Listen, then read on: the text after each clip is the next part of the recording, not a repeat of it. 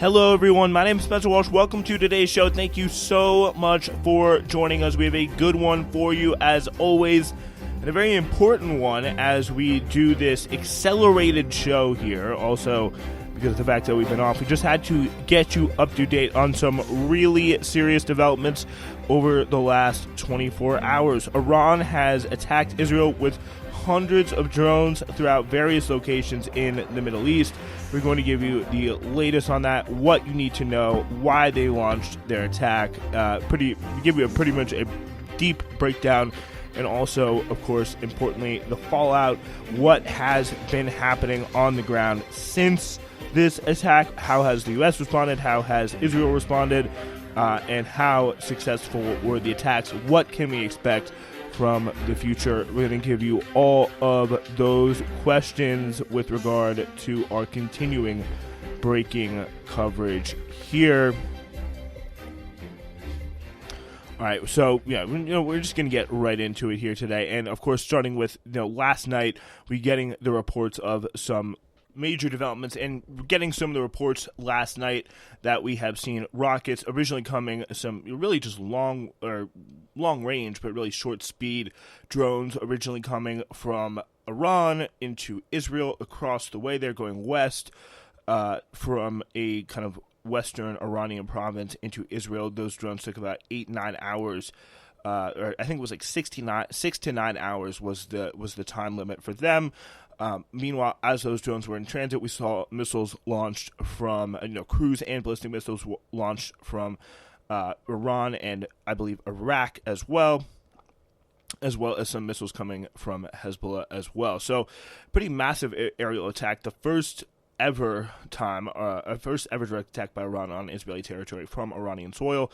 Iran called the Operation True Promise. The attack began on Saturday around 20 o'clock GMT, 8 p.m. GMT, and lasted approximately 5 hours, according to U.S. officials. During the attack, explosions were heard in cities across Israel, including Tel Aviv. So we get the ballistic missiles coming in tandem with the cruise missiles, which came in the kind of second-tier weapons, of course, the lowest being those drones. 720 locations across Israel had these air raid sirens.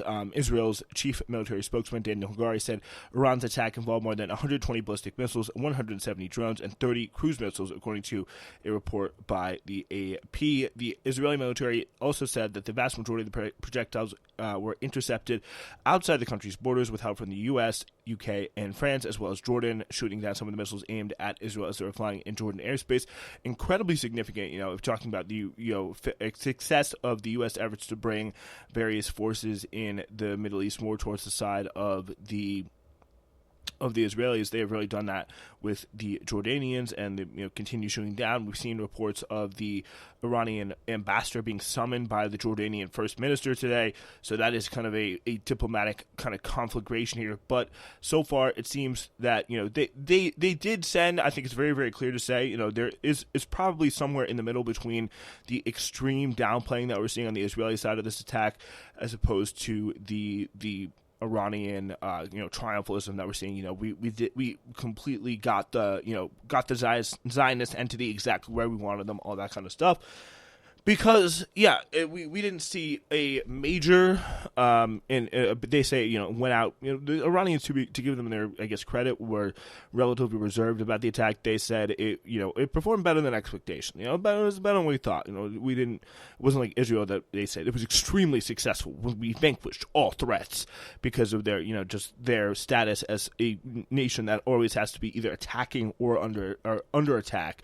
It's really either or. It can't ever be one just where they're just normal and at peace. A 7-year-old girl was also severely injured by missile fragments, while other patients sustained minor injuries and some were treated for anxiety.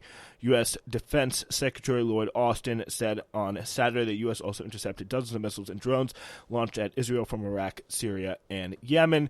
Where exactly did these attacks take place? Well, during the attack, Israeli Israel's military ordered residents in the northern Israel-occupied Golan Heights near Syrian and Lebanese borders and in the southern cities of Nevatim and Dimona and Eliat to remain near bomb shelters. Nevatim is the site of a Israeli airbase, while Dimona has a nuclear reactor on the outskirts. Eliat, and that's where many people believe, Israel has some of their illicit, unadmitted to nuclear weapons. So that area, that southern area of Israel being targeted, and we have confirmed just hits on the southern airbase. It seems like that is incredibly significant. Now, I'm actually, we've seen verified videos of missiles from Iran hitting bases in the south. Eliat is Israel's southern Red Sea port, which has suffered from a sharp decline in operations because of repeated attacks by Yemen's Houthis on ships passing through the waterway. And Iran's attack, though, they very clearly stated, and they said, this will conclude the matter now that we have done this attack unless there is further retaliation by Israel. Iran's attack is retaliation for a suspected Israeli strike that killed an Iranian military commander, Major General Mohammad Reza Sahed, in Damascus on April the 1st. He was killed along with 6 other Iranian nationals, and at least 6 Syrian citizens were also killed. An incredibly devastating attack. That was on, most important, I think it's important to say, it was on a consular building, the Iranian consular building in Syria, which is something that is just never done because it was a really major breach. It was an attack on Iranian soil, which was what a consulate is. It was a very, very brash, thing for them to do, and something that even the U.S., in their real, unstopping vigor of backing Israel, we're like, I don't know, this is a little bit harsh. So that was the impetus for the attack in the first place. And it seems like what really, big picture, and what we'll kind of, I'm sure, touch more on this throughout our, kind of conversation and going through some of these reports here. This is from Al Jazeera that we're getting our reporting from here today. It's important to say, is that this seemed to be largely kind of a letting off steam attack, a face-saving, deterrence-establishing attack. And there has been some reports out there that U.S. and Iran were in contact through their, Swiss mediaries, and that, also raising a lot of eyebrows about, the nature of the attack and, how prepared Israel was versus, how for what this actually was not a very severe attack. They still have a very, very small, they've used a very, very small part of their arsenal, let alone the arsenals of all the various proxies around the Middle East at this point. And they were able to hit, military targets, at least one military target we know in the remote airbase, despite the fact there was interception from, literally the entire major members of the international community. Interesting to see Germany, they're really not standing up, but, they don't really have a military in the first place. It seems Iranian leaders are determined to take action, but also to be seen to take action, said David Desroches, a associate professor at the National Defense University, to Al Jazeera. What that indicates to me is that there are considerations of pride and prestige that are divorced from strategy and tactical utility that may indicate a more dangerous era than we thought.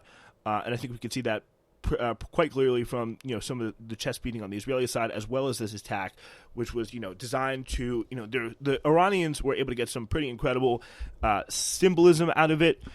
When it comes to with very little actual damage to their the Israeli military. There was explosions over bases. There were videos of Zionists running and screaming.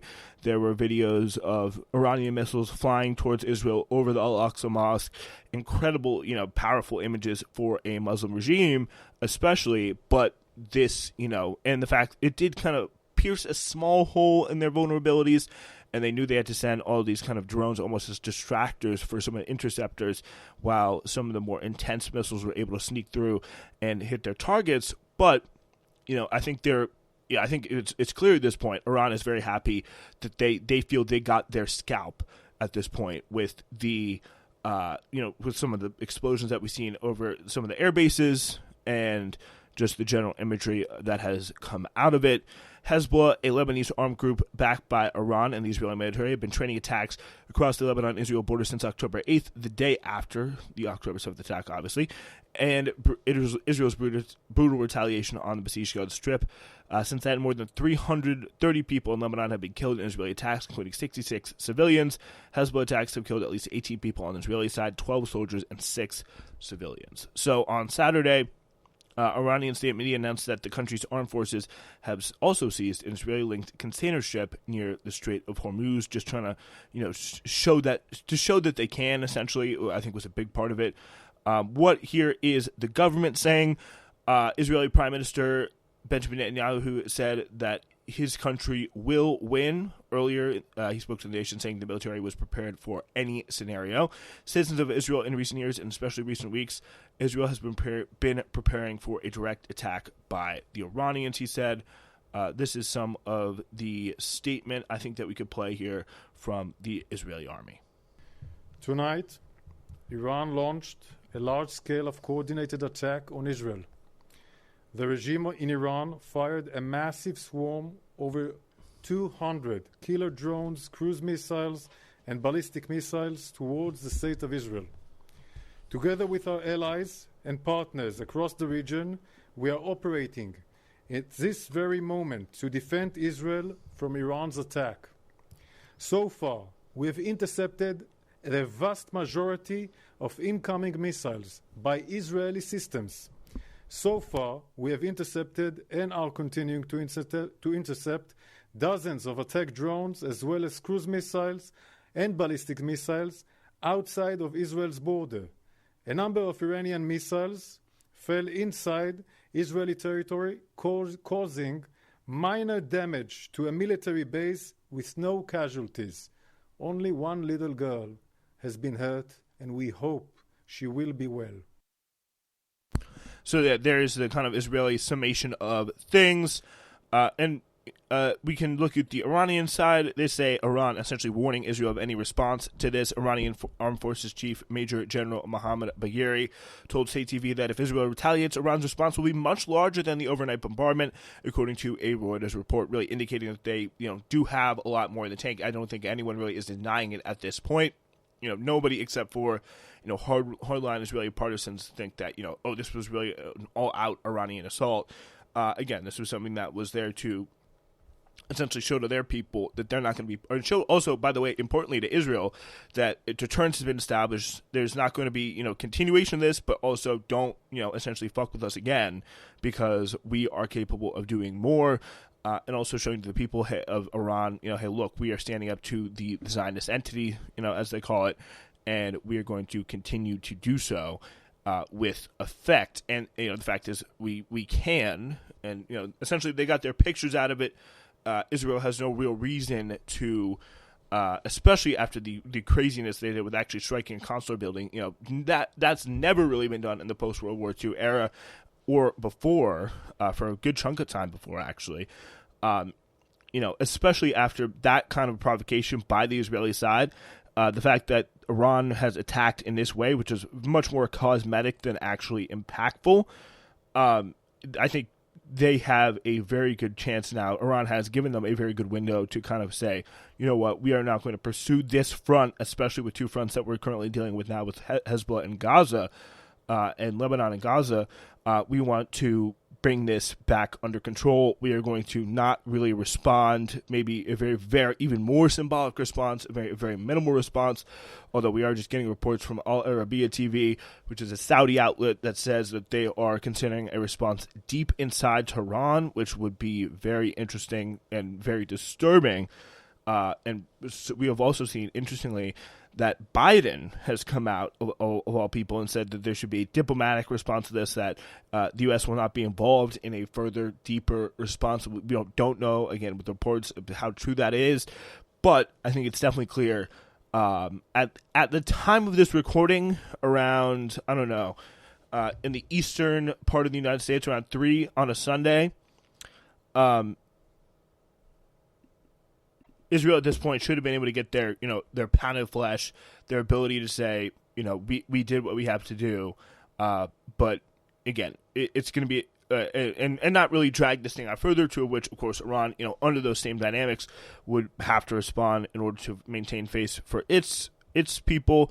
And essentially it's that who is going to, be the de-escalatory force here. Hopefully that there is one. We see the United States is trying to be. It's not shown really an ability to exercise its will on Israel in the past. But I think, again, obviously the big response now is what happens next with Israel. Earlier, Iran's submission to the UN cited UN Charter provision for self-defense under Article 51 and said that the country considered the matter concluded its permanent mission.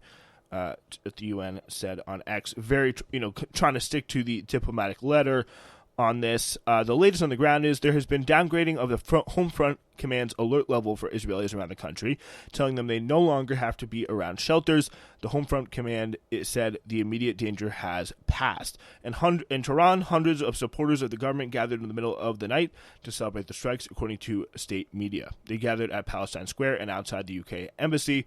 Mehrabad Airport in Tehran, along with airports in various surrounding cities, have canceled domestic flights until Monday morning. The semi-official Mer news agency reported the Israeli Airports Authority said the country reopened its airspace as of 7:30 a.m. or 4:30 GMT. On Sunday, Jordan, Iraq, Lebanon also reopened their airspace after having closed it late on Saturday, so kind of getting a sense that they knew something here was coming, and we can only imagine with the back channels on this, it has been a real thing that Iran telegraphed this ahead of time. We are hearing they met with people or U.S. people through Swiss intermediaries, probably informing them. I doubt Israel kind of had the direct contact with Israel, but it does seem like...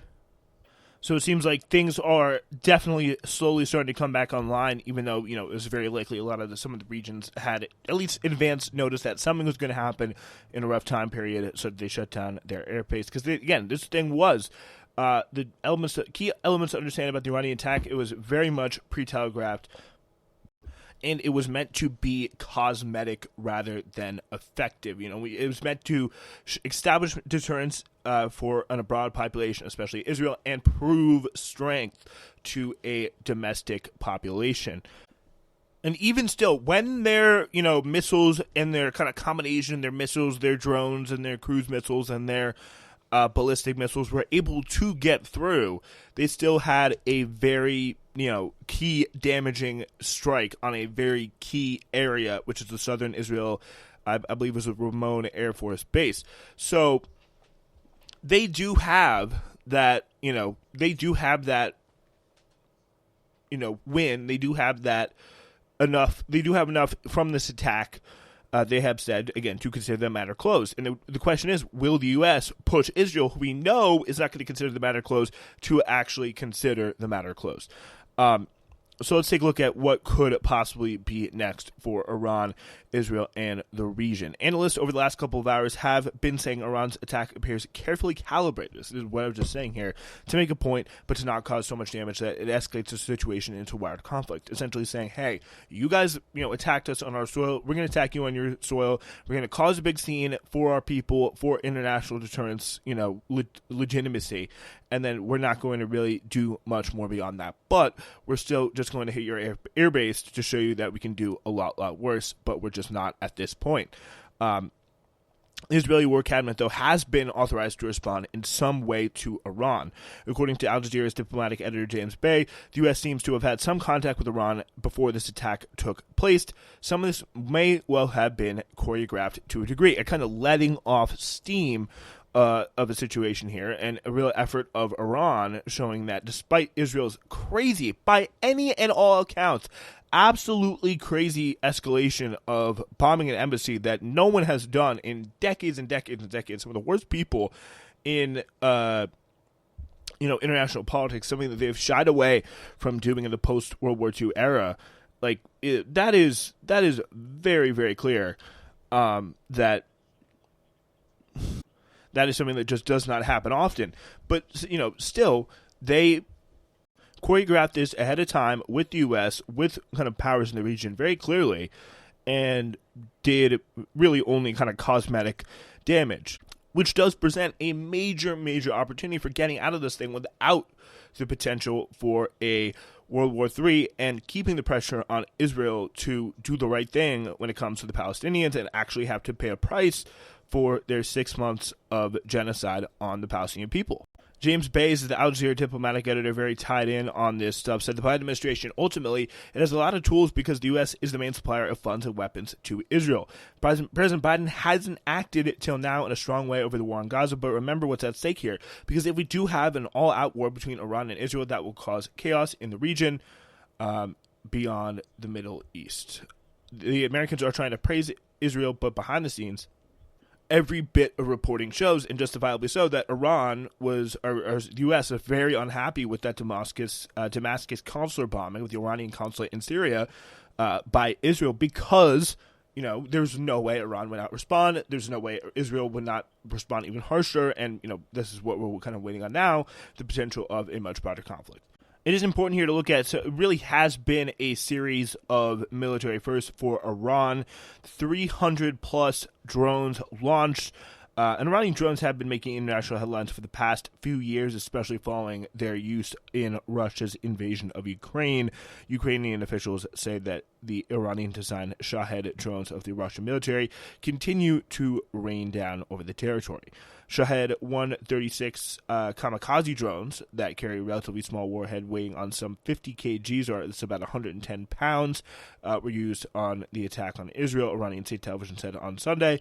But also we've seen the Shahed 238, which is a little bit bigger, powered on a turbojet rather than the propeller of the 136 model, which is also used in the attack, which is essentially it's just difference of speed versus maneuverability there. And really showing off and probably putting to the test in their biggest way ever, really. In the I can't think of a bigger time because they haven't really been around that long, and they've been kind of sanctioned for even less. This is really the biggest test, especially in a single night, of their weapon system, which we kind of have seen and continue to see that it is the most varied right now among Middle Eastern powers, of course, outside of Israel, which is, do you even count that when so much of it is foreign-based? In February, a large-scale military exercise that included simulating attack on the Palmachim air base in Israel. The IRGC used the Ahmad missiles and launched Desful ballistics from a warship. Iran also possesses Fatah, a hypersonic ballistic missile, which could theoretically arrive in Israel as little as 7 minutes. So just a lot of different drones used, and some pretty serious, economic effects for Iran as well for using them, with their currency continuing to go down in value. But this is something they've dealt with for quite a long time, and they have, been able to manage it because so much of their economy is kind of internally produced. Especially with the weapons, and they do have. I think it's going to take a lot more than just and of course, obviously depends on the nature of the Israeli response here, which we'll get into in a moment. But it really does depend on that, to really determine how big their economy is going to take a hit. But they have really fashioned it in a way that's really unlike any other country, an incredibly self-sustaining country economically, in terms of all the resources they're able to get have been in-house, or they're from trading partners who are willing to go around the really tight sanctions regime put on it by the United States and the international community. And also they've been able to make a lot of their own weapons in-house and develop them, kind of reverse engineer them with the help of the Russians and the former Soviet kind of data that they had. They've been able to reverse engineer a lot of Western weapons in-house with, in-house meaning within, their own borders, and able to get that out in an incredibly effective manner.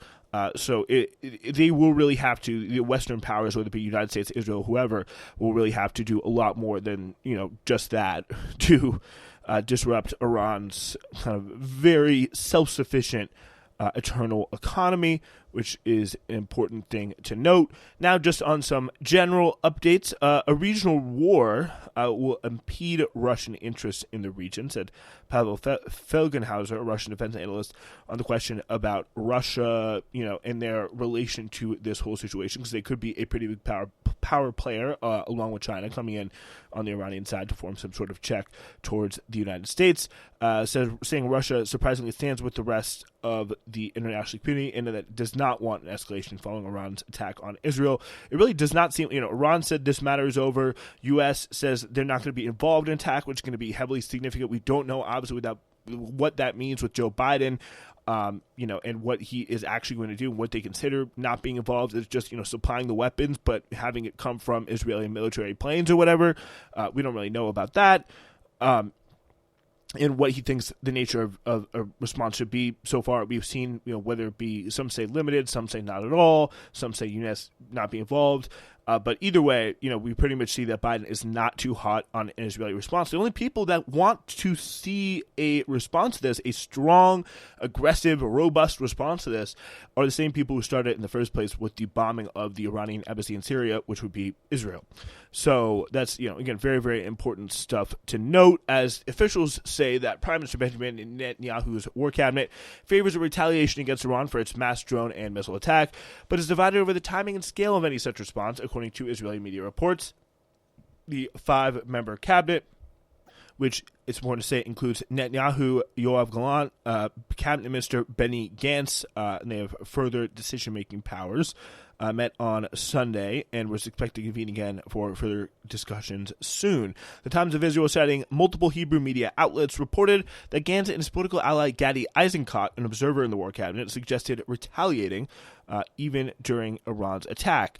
Herzi Halevi and others, this is the army chief Herzi Halevi, opposed this idea, in part because the Israeli forces were already deployed to intercept the incoming drones and missiles. He essentially says just wait and attack, but they just don't know really yet the nature of the attack or the timing of the attack in response that they will launch on Iran. It's going to be obviously interesting to monitor how much the U.S. will support that. Meanwhile, of course, we're continuing to see genocide continuing in Palestine, with Palestinians discovering bodies under the sands at Beit Lahia after Israeli forces have withdrawn, further adding to this death count that at this point just seems laughably undercounted. Fouad Izzadi, a professor of world studies at Tehran University, spoke to Al Jazeera about what Iranians feel about last night's attacks on Israel, realizing that Israelis have no ethical standards. That's, apparently he's giving voice to the Iranian perspective there.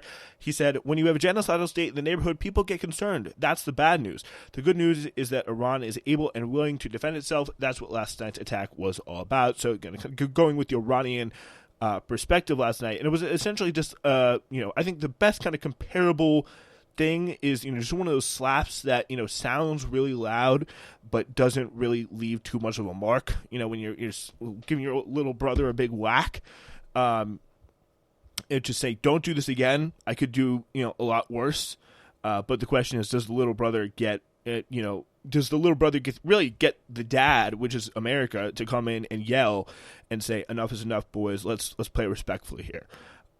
It's a really kind of a crass way to do it, but in terms of analyzing it, but it is kind of, I think, the best, incredibly simplistic point of view from what is going on. The Israeli foreign minister has discussed Iran's threat to regional stability with his Egyptian counterpart, Sama Shukri, emphasizing Israel's right to defend itself against Iran.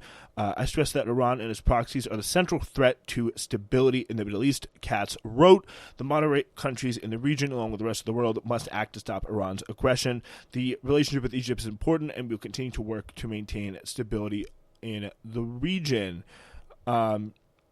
Over the last few hours, though, says Daniel Hagari of the Israeli military, obviously, we approved operational plans for both offensive and defensive action. But, again, we're seeing Reuters reporting here, again, that the Swiss intermediaries provided contact between the U.S. and Iran before the attack last night, that Joe Biden and the United States had contact with Iran through Swiss intermediaries before and after Iran's overnight drone and missile attack on Israel. The official declined to provide details on the contact, saying only that the U.S. and Iran had a series of direct communications through the Swiss channel. Asked about the comments by Iran's foreign minister that Tehran had given regional countries 72 hours notice of the attacks, the official said that was not true. They did not give a notification, the official says. They were clearly intending to destroy and cause casualties. What I don't know from there is then how does that conflict with the Swiss report, and how does that conflict with both countries, or all countries in the area closing their airspace, and how does that also show that a lot of these slow drones were kind of announced hours in advance, and the fact that things were really not too intensely hit. I think there's still a lot at this point that we don't know, but as we close out the show today, we need to point all of your eyes onto one major thing, which is the response that Israel has coming down the pike. Because, this has been a largely cosmetic assault, still a lot more capabilities in the tank for Iran. But essentially they have said this matter is closed. We have responded. We targeted, the F-35s at the base that struck our embassy. That, was the reason why we launched this attack in this first place. We are good. But the question is, will Israel see it that way, and what role would the United States play in supporting it all? That's all the time we got for today. We'll be back tomorrow, probably with a lot more to talk about if things continue as they are. This has been Newsflash.